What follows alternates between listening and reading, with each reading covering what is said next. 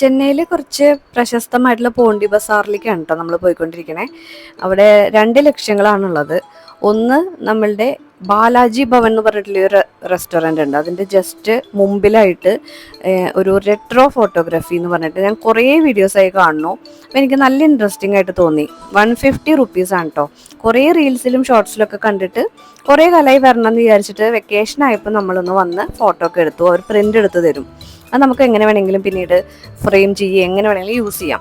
അടുത്ത ലക്ഷ്യം എന്ന് പറയുന്നത് കാഞ്ചി പ്ലാസ എന്ന് പറഞ്ഞിട്ട് അതും എനിക്കൊരു വീഡിയോസ് തന്നെ കിട്ടിയതാണ്. വളരെ വെറൈറ്റി ആയിട്ടുള്ള ടോയ്സ് അല്ലെങ്കിൽ സ്റ്റേഷനറി ഐറ്റംസ്, മിനിയേച്ചർ ഐറ്റംസ് ഒക്കെ ഉണ്ടെന്ന് പറഞ്ഞിട്ട് ജസ്റ്റ് വിസിറ്റ് ചെയ്യാൻ വേണ്ടിയിട്ട് വന്നതാണ്. 1-2 ഗിഫ്റ്റുകൾ വാങ്ങണമായിരുന്നു. അപ്പോൾ അതിനും കൂടി ചേർത്തിട്ടാണ് വന്നത്.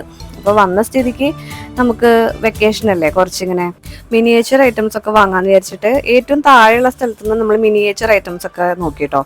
അത് കഴിഞ്ഞിട്ട് അതിൻ്റെ മുകളിൽ ബാഗുകളുടെ ഒരു ഷോപ്പുണ്ട്, അതിൻ്റെ മുകളിൽ വേറെ ബാഗുകളുടെ ഷോപ്പുണ്ട്. ഫുള്ള് ബാഗ് സ്റ്റേഷനറി ഐറ്റംസ് ആണ്. ഇപ്പോൾ പല വീഡിയോസിലും ഞാൻ കണ്ടിട്ടുണ്ട് ഈ ഒരു പൂച്ചയുടെ പോലത്തെ ബാഗ് കരയുകയൊക്കെ ചെയ്യും പ്രസ് ചെയ്ത് കഴിഞ്ഞാൽ. പിന്നെ വെറൈറ്റി ആയിട്ടുള്ള ടോയ്സും സ്റ്റേഷനറി, പിന്നെ ബോട്ടിലുകൾ തന്നെ പല ടൈപ്പ് ബോട്ടിലുകൾ, കണ്ട ബോട്ടിലുകളാണെന്ന് തന്നെ നമുക്ക് തോന്നാത്ത രീതിയിലുള്ളത്. പിന്നെ ലഞ്ച് ബാഗ്, അങ്ങനെ കുറേ ഉണ്ട്. പക്ഷെ സ്കൂൾ തുറക്കാൻ നമുക്ക് ഇനിയും 1 മാസം ഉണ്ടല്ലോ, ഇപ്പോഴേ വാങ്ങണ്ടെന്ന് വിചാരിച്ചിട്ട് പിന്നെ മിസ്റ്റർ DAVയിലൊക്കെ വാങ്ങാം, അങ്ങനത്തെ വാങ്ങാന്നൊക്കെയാണ് അന്ന് പ്ലാൻ ചെയ്തത്. പക്ഷെ ഇവിടെ വന്ന് കണ്ടപ്പോൾ എനിക്ക് ആ ഒരു അഭിപ്രായം മാറി. ഇവിടെ 3 ബാഗുകൾക്ക് 999 അങ്ങനെ എന്തോ ഒരു ഓഫറും കൂടി അവർ കൊടുക്കുന്നുണ്ടായിരുന്നു സ്കൂൾ ബാഗുകൾക്ക്. നമുക്കിപ്പോൾ അത്യാവശ്യം ഇല്ലാത്തതുകൊണ്ട് വാങ്ങിച്ചില്ല. പിന്നെ നമ്മൾ പത്മം എന്ന് പറഞ്ഞ ഹോട്ടലിൽ വന്നിട്ടാണ് ഫുഡ് കഴിച്ചിട്ടുണ്ടായിരുന്നത്. അപ്പം കാർ ഇവിടെ തന്നെ ഇട്ടിട്ട് നമ്മൾ നടന്നിട്ടാണ് പോണ്ടി ബസാറിലേക്ക് പോയത്. പിന്നെ തിരിച്ച് വന്നപ്പോഴേക്കും ആകെ നമുക്ക് ഈ ഒരു ചൂട് കാലത്ത് സർവൈവ് ചെയ്യണമെങ്കിൽ വെള്ളം കുടിക്കണമല്ലോ. അപ്പോൾ അവിടെ ഏകദേശം ഒരു 10 മണി ആയുണ്ട് ഈ ഒരു സമയത്ത് വന്നപ്പോഴും. അവിടെ തിരക്കിനൊന്നും ഒരു കുറവില്ല കേട്ടോ. ഫുള്ള് ഇങ്ങനെ നൈറ്റ് ലൈഫ് എൻജോയ് ചെയ്യുന്ന ആൾക്കാരാണ് ചെന്നൈയിലുള്ളതെന്ന് പറഞ്ഞാൽ. ഞങ്ങളും ഇത്ര ലേറ്റായിട്ടൊന്നും അങ്ങനെ പോവാറൊന്നുമില്ല.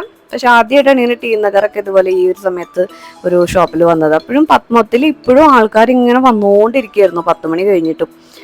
അത് കുറച്ച് നല്ലൊരു റെസ്റ്റോറൻ്റ് ആണ്. പക്ഷേ അവിടെ ആൾക്കാർ വളരെ കുറവാണ്. അതായത് സെർവ് ചെയ്യുന്ന ആൾക്കാർ കുറവായതുകൊണ്ട് കുറേ വെയിറ്റ് ചെയ്യേണ്ടി വന്നു ഞങ്ങൾക്ക്. പിന്നെ നമ്മൾ ഇവിടുന്ന് ജ്യൂസൊക്കെ കുടിച്ചിട്ട് പതുക്കെ വീട്ടിലേക്ക് പോയി. അത് ഫ്രൈഡേ ഈവനിങ് ആയിരുന്നു, മെയ് ദിനത്തിന് അന്നായിരുന്നു. അപ്പോൾ അതുകൊണ്ട് അധികം നമുക്ക് പിറ്റേ ദിവസത്തേക്ക് കമ്മിറ്റ്മെൻറ്റ്സ് ഒന്നും ഇല്ലല്ലോ. അങ്ങനെ അവിടെ നിന്ന് ജ്യൂസൊക്കെ കുടിച്ച് വേറൊരു സ്ട്രീറ്റ് ഇങ്ങനെ നോക്കിയിട്ടുണ്ടായിരുന്നു. അപ്പോൾ അവിടെ നോക്കിയപ്പോൾ ഒരു കൂട്ടം ആൾക്കാർ ഇപ്പോഴും വന്നിട്ട് ലൈൻ നിന്നിട്ട് ദോശയൊക്കെ കഴിക്കണം. അതും ഫുൾ കാറിലൊക്കെയാണ് ആൾക്കാർ വന്ന് പാർക്ക് ചെയ്തിട്ടാണ് മസാല ദോശയൊക്കെ കഴിച്ചുകൊണ്ടിരിക്കണേ. എന്ത് പ്രത്യേകത എന്ന് എനിക്കറിയില്ല. ഒരു പ്രാവശ്യം നമുക്ക് ട്രൈ ചെയ്ത് നോക്കാം. ഇത്രയും തിരക്കാണ് നമ്മുടെ ഇപ്പോഴും ടി നഗർ ആ റോഡിലൊക്കെ ഉള്ളത്. പിന്നെ വരണ വഴിക്ക് ഞാൻ വീഡിയോ എടുക്കാന്ന് വിചാരിച്ചത് ചെന്നൈയിലെ നൈറ്റ് ലൈഫ് എങ്ങനെ ഇരിക്കുന്നു അറിയണമല്ലോ. പ്രത്യേകിച്ച് ഞാനൊക്കെ പലപ്പോഴും എയർപോർട്ടിലൊക്കെ പോകുന്ന സമയത്ത് 2 മണി 3 മണി സമയത്തൊക്കെ നോക്കുമ്പോഴും പല റെസ്റ്റോറൻറ്റും എന്തോ ഒരു ബിരിയാണി ഷോപ്പൊക്കെ ആ ഒരു സമയത്ത് അവർ ഓപ്പൺ ചെയ്യുക. അങ്ങനെയൊക്കെ ഞാൻ പല കണ്ടിട്ടുണ്ട്, വീഡിയോസിൽ കണ്ടിട്ടുണ്ടെങ്കിൽ നേരിട്ട് ആദ്യമായിട്ടാട്ടോ കാണണേ. പിന്നെ ദേ ഇപ്പോഴും ബൈക്കിലും കാറിലും ഒക്കെ ആയിട്ട് ഒരു 10:30 ആയിട്ടുണ്ട്. അപ്പോഴും ആൾക്കാർ എങ്ങോട്ടൊക്കെയോ പോയിക്കൊണ്ടിരിക്കുക. നമ്മളെ പോലെ തന്നെ നമ്മളെ പറഞ്ഞാൽ മതിയല്ലോ, നമ്മൾ പോകുന്ന പോലെ തന്നെയാണ് എല്ലാവരും പോകുന്നുണ്ടാവുക. എന്നാലും എനിക്കിങ്ങനെ അത്ഭുതമാണ്. പിന്നെ ഇവിടെ സേഫ്റ്റി എന്ന് പറഞ്ഞാലും നമുക്കങ്ങനെ പേടിക്കേണ്ട ഒരു ആവശ്യം ഇതുവരെ നമുക്ക് വന്നിട്ടില്ല. ഏത് നൈറ്റിലാണെങ്കിലും നമുക്ക് പേടിക്കേണ്ട ആവശ്യമില്ല. അവരവിടെ പട്ടിക്കുട്ടികളെ കാണാൻ വേണ്ടിയിട്ട് റോഡിൽ തന്നെ ഇറങ്ങിയിട്ട് അവിടെ നിന്ന് ഇങ്ങനെ നടന്ന് വരികയാണ് വീട്ടിലേക്ക്. അപ്പം ഇന്നത്തെ വീഡിയോ ഇത്ര തന്നെ ഉള്ളൂ. പിന്നെ ഞാൻ വാങ്ങിച്ച കുഞ്ഞു കുഞ്ഞു ഐറ്റംസ് എനിക്ക് നല്ല അത്ഭുതകരമായിട്ട് തോന്നിയിട്ടുള്ള ഐറ്റംസ് ആട്ടോ. ഇത് ചെറിയ ഒരു റിങ് കമ്മലാണ്. അത് ഓക്കെ, അത് പ്രത്യേകിച്ച് അത്ഭുതമൊന്നുമില്ല. ഇത് നോസ് പിന്നാണ്. ഇത് കുറേ കാലമായി നിത്തു വേണമെന്ന് പറയുന്നു. അവിടെ കണ്ടപ്പോൾ പിന്നെ ചാടി കയറി വാങ്ങിച്ചതാ.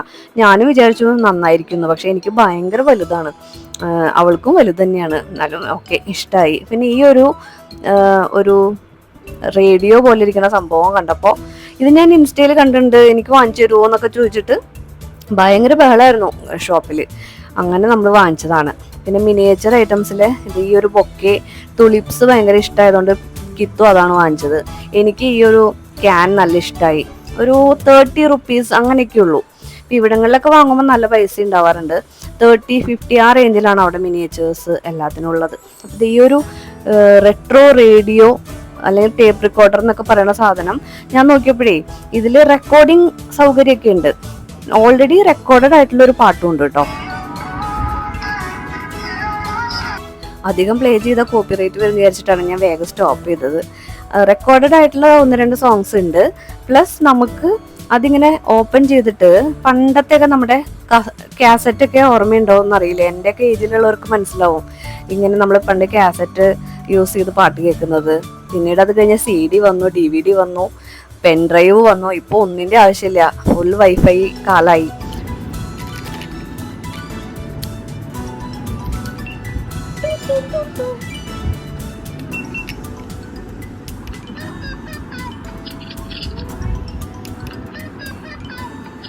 ഇങ്ങനെ ഒരു റെക്കോർഡിംഗ് ഉണ്ട് എന്നുള്ളത് ഞാൻ പിന്നീട് കേട്ടോ മനസ്സിലാക്കിയത്. ചെയ്തപ്പോൾ ശരിയായിട്ട് വന്നിട്ടുണ്ടായിരുന്നു.